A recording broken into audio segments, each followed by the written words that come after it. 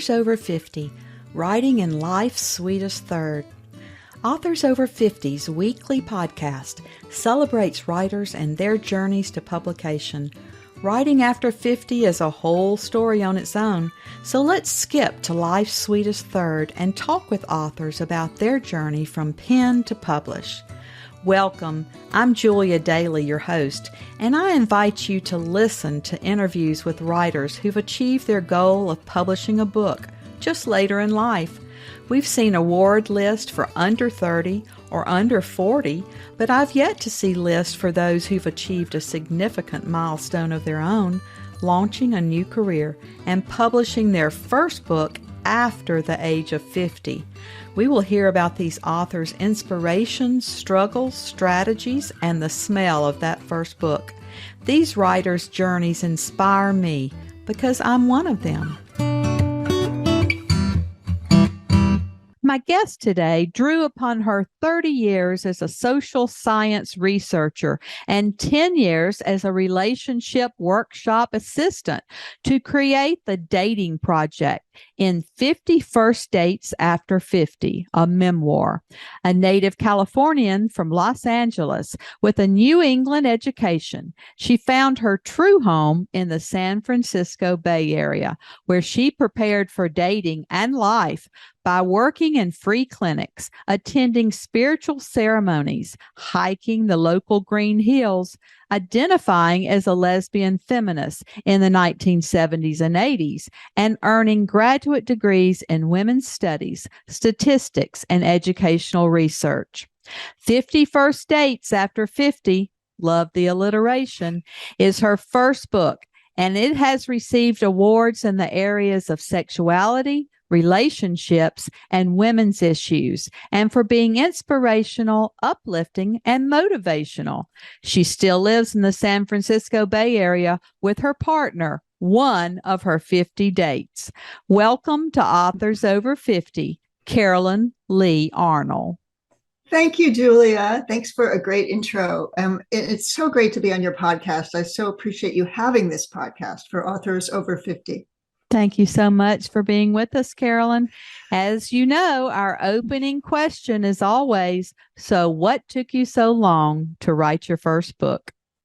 Well, I have two answers to that. One is, I didn't even think of writing a book until I was over 50. So in a way, my question is, how did I write a book in 10 years? It took me until I was 60 to write the book, because I was a social science researcher, just going along, enjoying my social science research jobs. But I had a reason to write the book. I had a wonderful project of dating. I went dating in my late 50s to find my committed partner because I'd never had one. And I had so much fun dating that I wanted to share the experience with other women. So I had this motivation, and I started writing these stories down to share. And by taking memoir classes, I didn't know how to write dialogue or description or story at all. And I just took a lot of classes. So that's why it took then 10 years for me to learn. I mean, I was writing research reports, statistical reports. So I had to learn how to write a story. And it took me 10 years to do that, to shape my story. And I also didn't think I was writing a book right away. I thought I was just writing down a few stories to share with my friends. But it was some of the teachers who encouraged me. Like one particular said one day to me, "How's your book going?" And I didn't even think of it as a book at that point. And just him saying that made such a difference. So that made me think of it as a book. How could it be a book? And then it became a book. I mean, I didn't become a book. It was 10 long years of really dedicating myself to that. And I had a full-time job, so I was doing it on the weekends and evenings and summers, because I had summers off. And I finally retired in order to finish the book. The last several years of publishing it, I was retired. Well, I really love how you describe dating 50 different people as having a great time. It just sounds excruciating to me, but we're going to hear more about that. My first book was written in about the 60s, and you lived in San Fran in the 70s and 80s, and they're both such different times than today. Did that time period play into your inspiration for your first book? Um, Not so much actually, because I didn't even think of the book until, let's see what it was, the 90s. By then I gained a lot from my time in Berkeley and San Francisco in the 70s. I was a lesbian feminist, as you said. I grew in a lot of confidence and strength and assertiveness. I explored a lot of different alternative lifestyles, like spirituality and personal growth workshops in the Bay Area. We had just a lot of resources to really explore our own growth. And so I benefited from that. But then I went into probably 10 years of graduate school in which I was just studying and researching and statisticking and things. So I kind of, in a way, kind of retreated from all that for a while and then emerged to write this book. So I think it's a big part of my background, and you'll see it in the book because I still feel part of kind of a new age culture it's not unique to the Bay Area, but there certainly is a lot of it still. Going to spiritual ceremonies is in my book. That was part of my dating.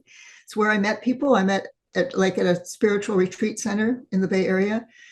And also I think the 70s, since we were opening up sexually and being and exploring our sexuality, both between women and men and between women. What really affected me then was the importance of women owning our own bodies and controlling our own bodies and celebrating our own bodies.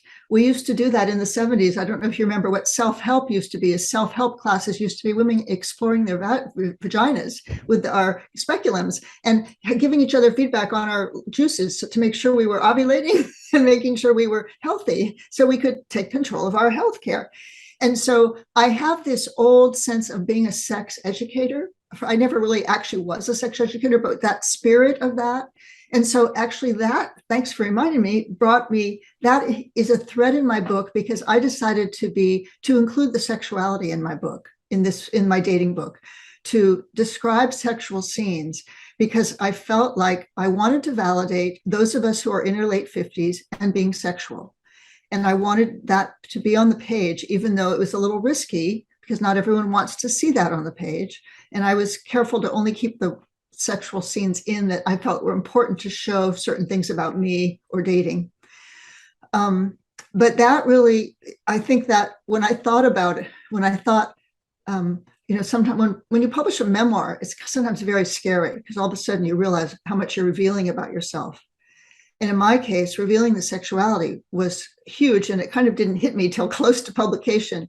And I had to really think with myself, and I decided that my young feminist self would be very proud of me for taking a stand for women's sexuality. So that's where I come down. And that is where it's grounded in the 70s.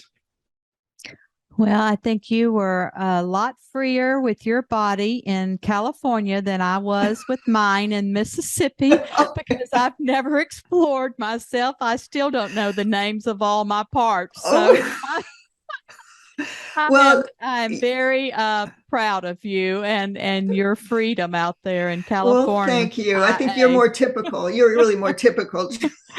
But that's why we were doing it. We wanted women to, open up and know. So, yeah. Well, Carolyn, once you wrote this book, how did you proceed? Did you search for an agent? Did you decide to use a hybrid, a small press, or did you self-publish? It was a step-by-step process because, as I said, I didn't know it would be a book. Part of it, so I didn't even, first of all, I didn't know any of that world of agents or publishers for a while. I was taking memoir classes, and one of the people I took a memoir class from was Brooke Warner, who was teaching really great webinars on memoir. And I loved her attitude and her style and what she taught, and I learned a lot from her. And at that point, she was also an editor of memoir. So I went to her to edit, to get a kind of an evaluation of my manuscript, the part that was done, and to have her help me edit it. And she did that. And in the process, and then she moved on to she wasn't really an editor anymore. So we both moved on. But in the process, she said, I would publish your book, because she, of course, is the publisher. She had just started She Writes Press, the all women's press that publishes women's fiction, nonfiction, and memoir. So she said, yes, I'd be interested in publishing this. So just knowing that from her gave me that little confidence that, okay, I think I have a place to get it to. And then I did do some exploration because I was going to, as all young writers should, go to as many conferences as I could, at conferences which brought in agents. So you could sign up to meet with an agent and get a mini evaluation of your manuscript from an agent. And I did that several times, and I got kind of lukewarm feedback. And then the specific feedback was my story was a little niche, being a little new agey, a little sexy, a little feminist, a little this and that, and that no one thought it definitely wasn't destined for the big publishers, which kind of means, the way I interpret it is, an agent won't be necessary. I need to find a little press. It was good to get that feedback, and that it wasn't quite, they didn't quite resonate with it. But one agent gave me some hope. I said, because I was worried about getting it out, like it was time was ticking by. It was the dating project. I had a project of dating, and it had gone for 2.5 years. It finished in 2011. I found my guy, and we were living happily ever after. We still are, but it was getting farther and farther from that time. And I asked an agent, should I get this out faster? And she said, no, your topic is evergreen, which was really helpful. Dating is always, needed. I mean, the technology might have changed, but I did have some online dating in there, not much, but some. And I had texting in there. I was kind of up to date. I didn't have swiping, but anyway, her telling me that helped. So it kind of took the pressure off. And knowing that I would probably have a publisher if I completed the book. Of course, now I had to write it really well. And so part of the process was turning to classes. And it's easy to take a lot of classes, but then you only get feedback on 15 to 20 pages at the most. So I did find a class where we were going to look at 125 pages of our manuscript. And that was actually really helpful, because I had to hone my whole story down to 125 pages to see what the core was, and then build it back up. And so I went to various editors. Actually, before that, I gave my whole manuscript to a woman who was an editor who I met at a book fair. She was at a book fair. It's just you have to keep open and looking at we need resources to help artists. No one writes a book alone. And this woman, Nancy, she took my manuscript, and that was when I had written out all 50 dates. So to make sure I could remember, within 2 years, I had all 50 dates written. I had kept a journal, so I had some source material. I wrote the whole thing out, and she read it, and she said very kindly to me, Carolyn, I know it was really fun for you to go through 50 dates, but you don't need to take your reader through all 50. And so that was so valuable. I mean, it's now down to about 20 or 21 important dates that move the story forward. It was learning about what makes a good story. Editors just help. And I finally, came full circle, because one of my first classes that I took was the first 10 pages of your memoir with Julia Shears. And I had those first 10 pages kind of honed and things. And she ended up being my last editor. She took the last look at it, last copy and developmental edit of it before I turned it into She Writes Press. And when she passed it, I knew it was good. So it was a long process of editing, a lot of editing, which I didn't think I liked, but I did. But I actually loved it. I loved it. But Julia, in order to get a book written, you have to say no to a lot of other things, especially if you work full time. But even if you don't, there's just things in life that are so fun and tempting to do: concerts, trips with friends, dinners out, weekends away. I enjoyed myself along the way, but I did have to say no to a lot of things when it was my day to write. And to me, usually it's because I had a deadline of a class or an editor. That was crucial for me. If I didn't have a deadline, then I would maybe blow it off a little. Well, Carolyn, you already had all your fun. You had 50 dates. Oh, right. So it was time for you to get back to business. And I want to know how you did that, how you had structured your writing routine. After each date, did you come home and make notes? How did you write about each date? Good. That's a great question, because it is part of the writing, but I was an inadvertent part of the writing. I want to make a comment, because I've been saying it was so fun to date, and I had so much fun. And while I went through it, I thought I was having a good time. But when I read my dates, I realized, oh my God, I got rejected a lot. And I rejected some people. I mean, no one was right until I found my partner, and I wasn't right for a lot of people. So the question is, why did I think it was fun? And the reason it was is I took really good care of myself. I had some skills from personal growth workshops about how to love myself, reach out to friends, and do affirmations, and journaling was part of that. So yes, after every date, I would write down what happened and how I felt about it, really kind of a venting kind of a thing, how I felt about it, and really try to comfort myself if it hadn't gone well. Like I did some talking to my heart and really taking care of her. I thought of my heart as someone inside me who needed nurturing. And the whole point of it was to find a partner who would love me and her. But along the way, we got bumped and bruised a lot. So we had to take care of ourselves. And so the journaling was part of that to get going. And so that I just wanted to clarify that it wasn't a total blast. It was the usual dating that people have. It was challenging. Some of it was challenging to be out with people who decided they didn't like me or something. So it all comes down to how well you take care of yourself.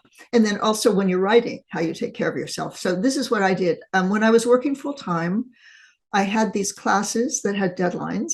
And so the deadline drove it. I tried various things. I tried working in the morning. I had a flexible job. I was an administrator, so I could go in when I wanted. But if I wrote in the morning, I would keep writing all morning. That would not work.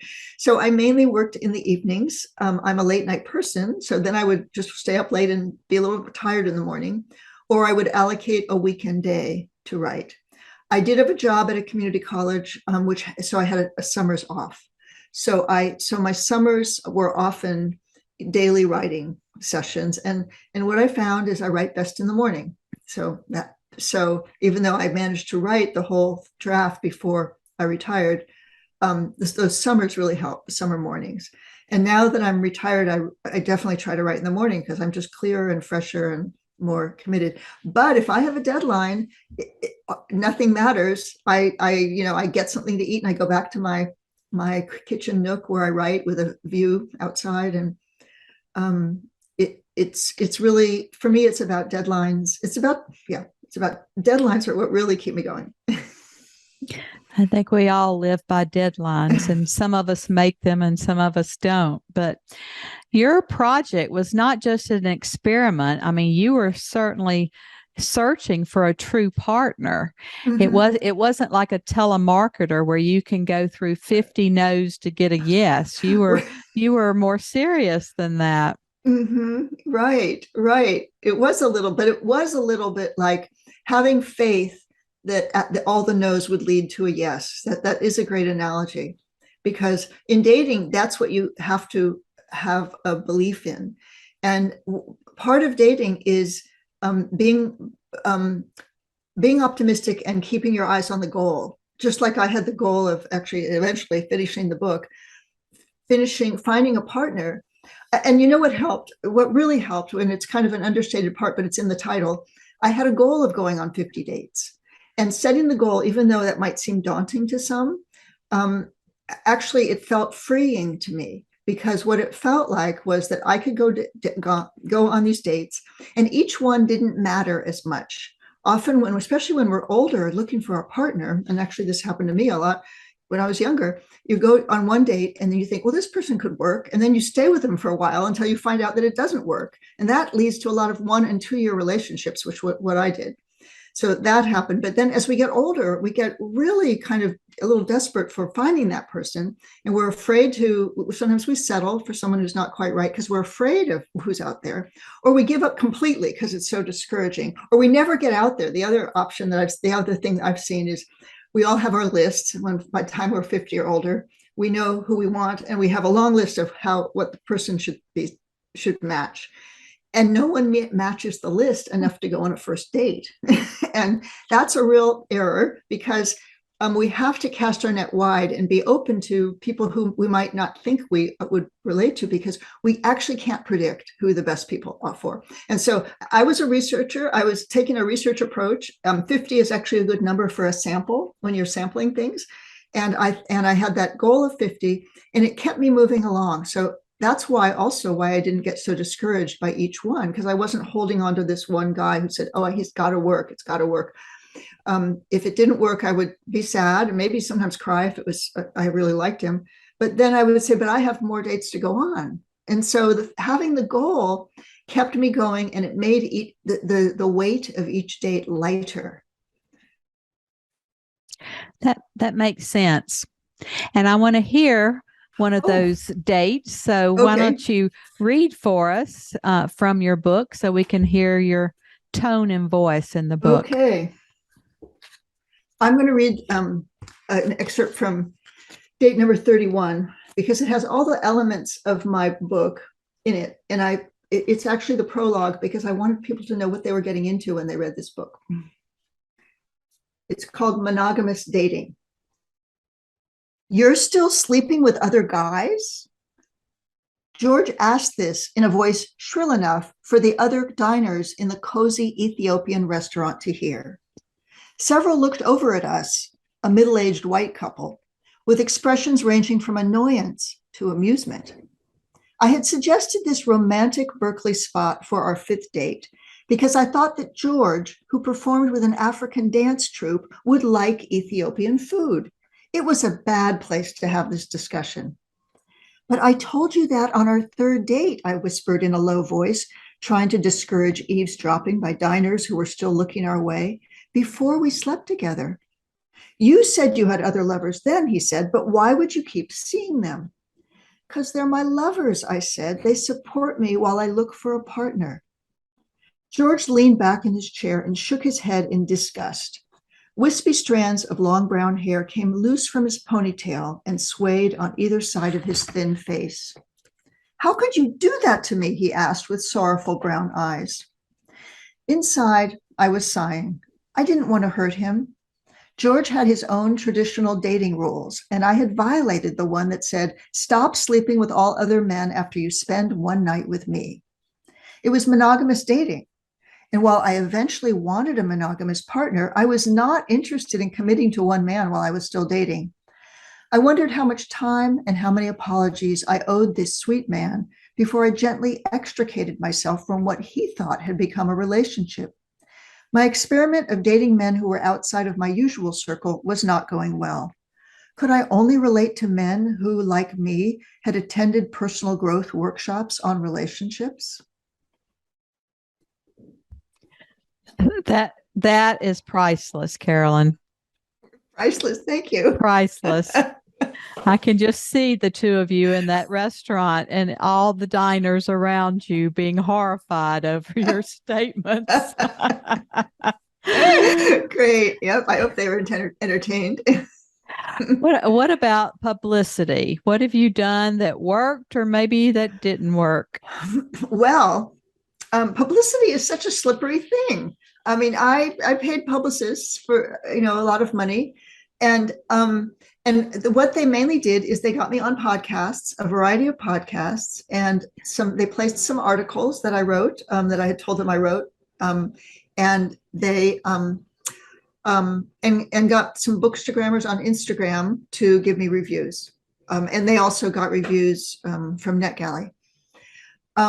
You just have to assume that reaches people. I mean, I love doing podcasts. As you can see, I'm so glad to be on this one. I love talking to people.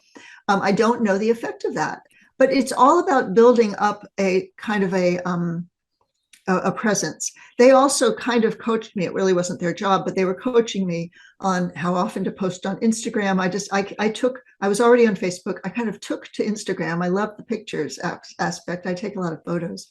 So they coached me on how often to post and kind of a little bit what to post. And so again, that's another thing. You put this out, you have followers, but you don't know if anyone's buying your book or not, or what they're following.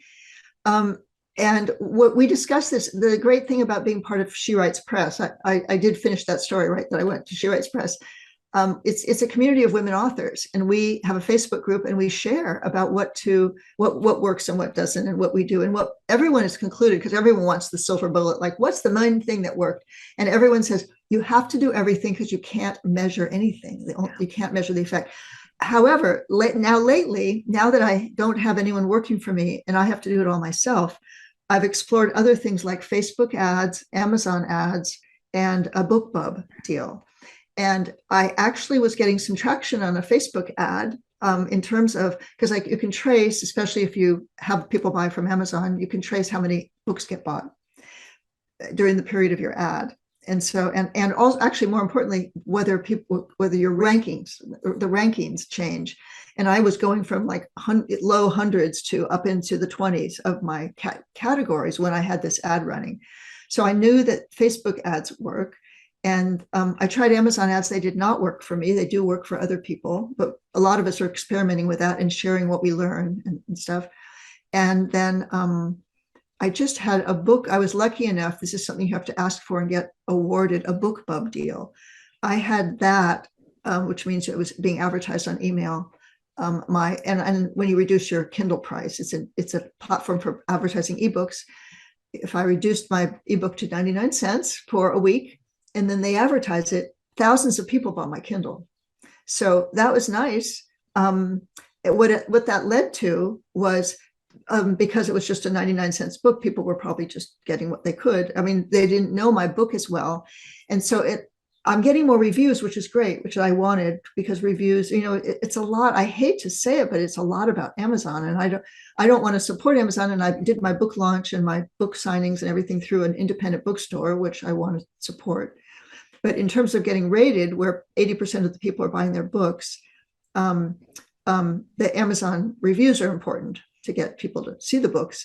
So I got more ratings, but I'm also getting more mixed reviews. Or some people love it, some people don't like it. So it was a mixed result to do that. Well, to get a BookBub deal is huge, because people try every month to get them for years and can't get them. So you were most fortunate to get that, even though you pay dearly for them. They're very difficult to come by. And I know as a researcher, it just drives you crazy that you can't track everything and be able to analyze everything, because it's so difficult to tell what moves the needle, especially as far as sales are concerned. Exactly.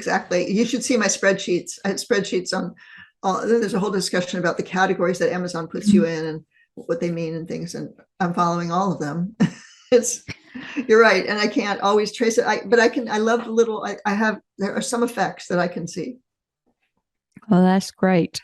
But I was just going to say, if people are listening about what's the best publicity really is word of mouth and book clubs. I have not been in any book clubs, I think, because my book is a little too sexual. That's my guess.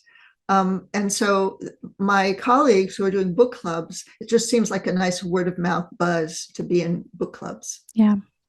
I've enjoyed zooming into other living rooms around the country, but my subject is not as risque as yours, maybe, but you're in the correct place in California. Y'all can talk about everything out there. I know. Yes. Well, Carolyn, do you Google yourself or read the reviews, and how do you deal with the bad ones or the good ones?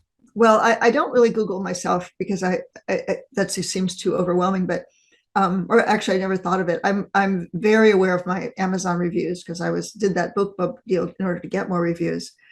So I'm sensitive to them, and the ones that people don't like my book are there. It's hard, but I just have to be reminded that people don't like every book.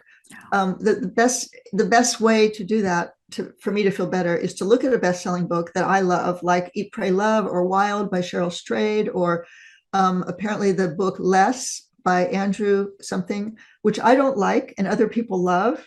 That was a Pulitzer Prize winning book. And to be reminded that people just have different views. And I happen to be lucky that all of my early reviews on Amazon were very positive. So I had like 75% 5 stars. I was averaging 75% or 80% actually 5 stars for a long time, and now it's down to 60. So it's averaging out. And I'm just the good news. The other way to think about it as well, no one thinks that I'm stacking my reviews, because those are real people saying things. And so I just think that, well, if people are saying it's too sexual for them, they're just talking about themselves, and that maybe people who want a more sexual book will read it because of that. So that's all I can say. And I do want to say that my book is not just about sex. It's actually can be seen as a regular old dating book. It's got a lot of great dating tips, just the whole idea of being approaching dating as research with a goal and being objective and not settling. There's a lot of other things in it. So a lot of people see that. And just the quest, the longing for a partner, a real partner that you really want. That's at the core of the book, really. And that's universal to all of us. Right. Well, Carolyn, as always, our last interview question is, our writers over 50 are quite unique. Do you have any advice for writers 50 and above? Well, first of all, I'm just thinking that 50 seems really young to me right now, as I'm over 70 now. But if you're over 50 of any age, even if you're over 70, like me, just start. If you're writing, just start doing it, keep doing it. The main thing I think is to get support, both support emotionally and support practically, with actual feedback for your writing. Feedback that is focused on the writing, not you as a person. Memoir, it's very vulnerable to be writing about your own life. You need someone who can focus on the writing and tell you how you can express what you want to express well. So support's important, persistence important, regularity, but I can't keep going unless I have emotional support and deadlines, someone who's going to listen and read it in a positive way. Here's my main tip. We don't always, in the end, find our partner or find or publish a book, but in the process of dating and in the process of writing the book, we are changed. There was a success guru I heard once who said, "Become a millionaire not for the money, but for who you will become along the way." And that's how I felt about writing the book. I have changed so much by becoming a writer, by being part of the writers community and being around other people, mostly women, who are writing and exchanging our writing together and just validating our lives. Whether or not it ever gets published, just being around these types of people is wonderful. And how my life is now oriented around that and books and writing. So I just recommend it. It's the idea of just do it, start and do it for the process. You have to enjoy it along the way. I keep focusing on deadlines, but you also have to like what you're doing before the deadline. So do what you love. If you like writing, keep doing it. Well, I certainly agree. And I think that those of us who fall into the baby boomer generation, I'm told that we will never stop working. So we're reinventing ourselves every day. We're finding second, third, fourth careers. I'm interviewing people in their 70s, 80s, and 90s, and they're still turning out beautiful work. So we all have a ways to go and much more to say. So we just appreciate you so much being with us today and sharing your journey. And we're happy to say that you're now one of our authors over 50. I'm proud to be that, Julia. Thank you so much for interviewing me. Thank you.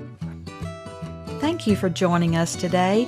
Please look for Authors Over 50 every Thursday when we will have conversations with accomplished debut novelists over the age of 50. Please subscribe and share with a friend.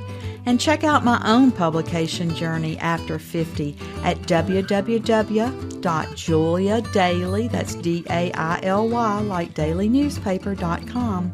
Until next time, keep reading and writing. And remember, it's never too late to fulfill a dream in life's sweetest third.